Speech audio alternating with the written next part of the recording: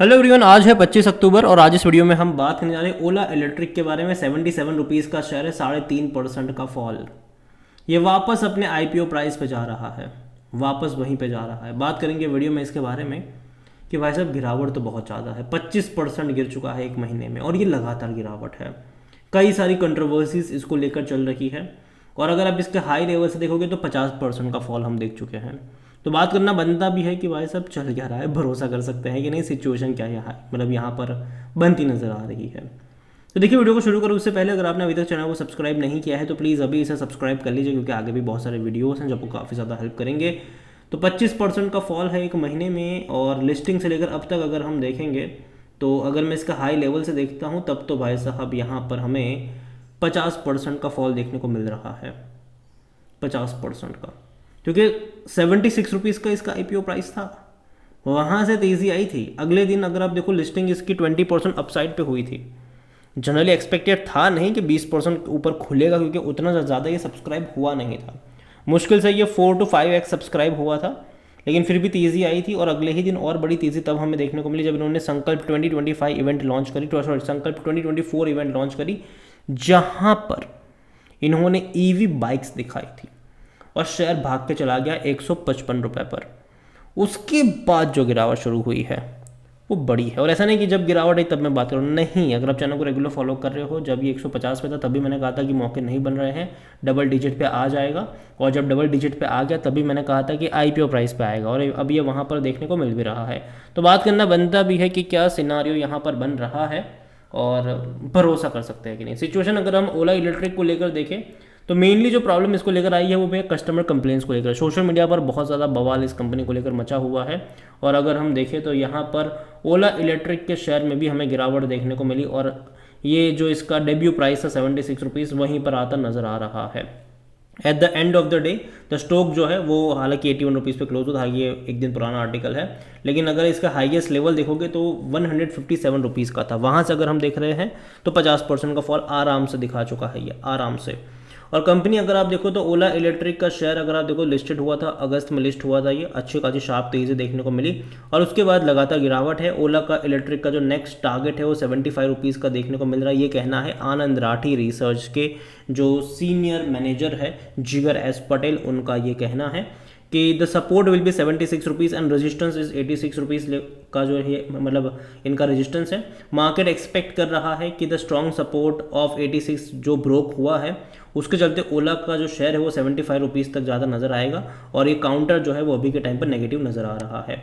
अगर देखो तो स्टॉक जो है वो रिमेन वीक है, selling has been made seen all over the levels due to the weakness, and investor should stay away from the stock and invest in the stock with the fundamentals. जहाँ पे अच्छे fundamental है वहाँ पे invest करो, अभी यहाँ पर नहीं। और देखो दूसरी एक चीज़ यहाँ पर ये भी है कि बाजार भी पूरा नेगेटिव है। अभी अगर आप देखो तो भैया बाजार में भयंकर गिरावट चल रही है, और ओला की ही बात नहीं है, सब में गिरावट है। ओला में तो हालांकि है ही, लेकिन पूरा बाजार भैया बहुत बड़े पेन से गुजर रहा है।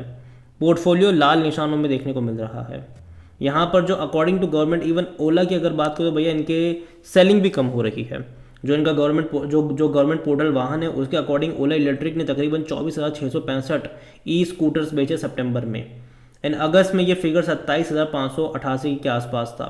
और as per the Ola Electric flagship S1 series EV scooter has become a nightmare for the hundreds of customers who are continuously facing issues of malfunctioning hardware and glitching software. तो दिक्कत है अभी यहाँ पर आ रही है, और इनके जो सेल्स है वो कम हो रहे हैं। दूसरी तरफ अगर आप देखो तो जो कंपटीटर है इनके, बजाज हो गया, TVS हो गया, उनके सेलिंग नंबर बढ़ रहे हैं, उनका मार्केट शेयर बढ़ रहा है। और market analyst say the share is growing extremely volatile due to the challenges in company face as well as rising complain and service related issue जो है। तो दिक्कतें है यहाँ पर। और ओला इलेक्ट्रिक अगर आज देखो तो 1.5 करोड़ से भी ज़्यादा के शेयर ट्रेड होते नजर आए, और दिक्कत ये है कि भैया यहाँ पर शेयर लगातार एक डाउनवर्ड ट्रेजेक्टरी शो कर रहा है। जो भी इस कंपनी के अराउंड खबरें भी आ रही वो उतनी ज़्यादा पॉजिटिव भी नहीं लग रही है, क्योंकि भाई साहब नेगेटिव खबर है, ठीक है। कोई ना कोई कस्टमर के आउटरीच को लेकर खबरें हमें सुनने को मिल रही है, और गवर्नमेंट भी यहाँ पर कुछ एक्शन वगैरह ले रही है। इनसे जवाब मांगा गया था जहाँ इन्होंने ये कहा कि भाई 99% कंप्लेन तो इन्होंने सॉल्व कर दी है। अब इसमें भी गवर्नमेंट जांच पड़ताल करेगी कि भाई साहब वाकई में करा है कि नहीं, और अगर मान लीजिए कि अगर वो सेटिस्फाई नहीं होते हैं तो क्या स्टेप्स लिए जा सकते हैं वो भी देखना रहेगा। क्योंकि गवर्नमेंट देखो, गवर्नमेंट सब्सिडी दे रही है ओला को, अगर आपको पता हो तो गवर्नमेंट की तरफ से अच्छी खासी सब्सिडी इस कंपनी को जा रही है। अगर गवर्नमेंट इनके जवाब से संतुष्ट नहीं होता है, कंप्लेन ज़्यादा बढ़ती रहती है, तो वो कैंसिल होगी कि नहीं, वो भी देखने वाली बात है। अगेन मुझे नहीं लगता कि कैंसिल होगी, लेकिन क्या होगा ये तो आने वाला वक्त ही बता सकता है। और जहाँ तक देखिए मार्केट कैप 34,000 करोड़ के आसपास आ चुका है। कंपनी के बारे में बात करें तो according to Moneycontrol news surprise है कि 100% लोग खरीदारी करने की बात करते। देखो मैं पहले ही बोल चुका हूँ, जब ये 150 पे था, जब गिरावट शुरू हुई 120 पर आया, 100 पे आया, 110 पे आया और 90 पे आया, 80 पे आया, मैं कब से कह रहा हूँ कि गिर रहा है ये, और गिरते हुए जगह पे एंट्री नहीं करनी चाहिए जब तक कहीं पे स्टेबल ना हो। और अभी भी मेरे हिसाब से खरीदारी के मौके नहीं है, एटलीस्ट पहले इसको स्टेबल होने दो, पहले जो एटमॉस्फेयर है, जो एनवायरनमेंट है वो इनके फेवर में आने दो, वो नहीं हो रहा है।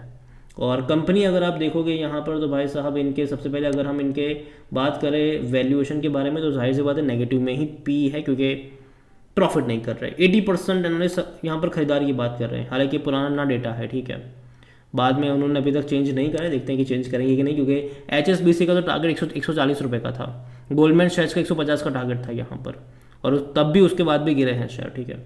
और अगर आप देखोगे रेवेन्यू में लगातार ग्रोथ है। अगेन जो भी ईवी कंपनियां हैं, अगर आप बजाज की, चेतक की बात कर लोगे, TVS की बात करोगे, उनके भी नंबर्स रेवेन्यू में आपको ऐसे ही ग्रोथ होते नजर आएंगे। तो ग्रोथ तो है, यहाँ पर भी है, लेकिन प्रॉब्लम अभी यह आ रही है कि भैया इनके जो सेलिंग है स्कूटर्स की वो कम हो रही है। तो आने वाले क्वार्टरली रिजल्ट्स इंटरेस्टिंग बन जाएंगे कि वो कैसे आते हैं। यहाँ पर कंपनी लॉस में है, 300 करोड़ 400 करोड़ का लॉस कर रही है कंपनी, वो भी तब जब सब्सिडी मिल रही है।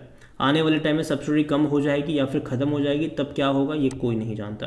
कंपनी ने बोला था कि भाई साहब वो जो है वो लिस्टिंग जब शेयर प्राइस लेकर आए थे, कहा था कि भाई साहब जो पैसा आएगा IPO से उसका इस्तेमाल करेंगे ये अपनी जो गीगा फैक्ट्री है उसको लगाने में, मास प्रोडक्शन करेंगे, मार्जिन कंट्रोल में आएंगे। लेकिन दिक्कत यहाँ पर ये भी आ रही है कि अगर मास प्रोडक्शन कर भी लेते हैं तो भी क्या हो जाएगा, क्योंकि दिक्कत यहाँ पर यही है कि अगर मास प्रोडक्शन करेंगे भी तो भी प्रॉब्लम तो वही है ना, सेलिंग नंबर कम हो रहे हैं इनके, बिकवाली के, मतलब जो यूनिट्स बेच रहे हैं वो कम हो रहा है। हालांकि पिछले महीने थोड़े बहुत ज़्यादा करे थे इन्होंने, फेस्टिवल सीजन में इन्होंने ऑफर वगैरह लेकर आए थे उस टाइम पर। और जहाँ तक शेयर होल्डिंग के बारे में देखें तो प्रमोटर की होल्डिंग 36.78% की है, 5.19% म्यूचुअल फंड के पास है, 1.66 डोमेस्टिक के पास है, 7.64% FIs के पास है। रिटेल की होल्डिंग 4.45% की है, अगस्त महीने का ये डेटा है।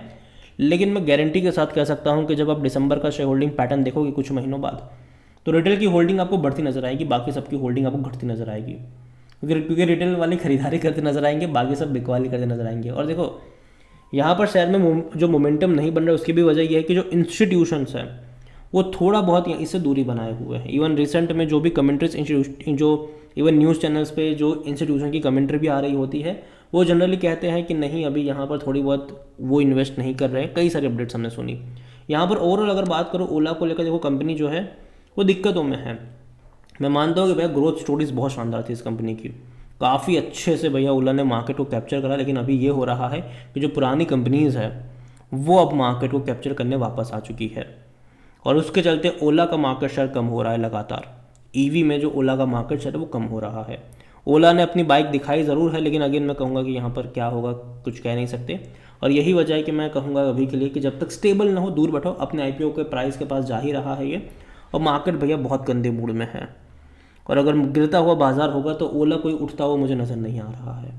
तो यही कहूँगा दूर बैठो, तमाशा देखो। जब तक चीज़ें सॉर्ट आउट नहीं हो जाती, जब तक चीज़ें सेटल नहीं हो जाती, तब तक। अगेन ये मेरा पर्सनल ओपिनियन है, कोई भी इन्वेस्टमेंट एडवाइस नहीं है। ये वीडियो को यहीं पे एंड करता हूँ। पसंद आया हो तो लाइक करें, शेयर करें चैनल। अगर पहली बार प्लीज सब्सक्राइब करें। ओला इलेक्ट्रिक के बारे में आप क्या सोचते हैं वो भी आप मुझे कमेंट में लिख के बता सकते हैं। Thank you.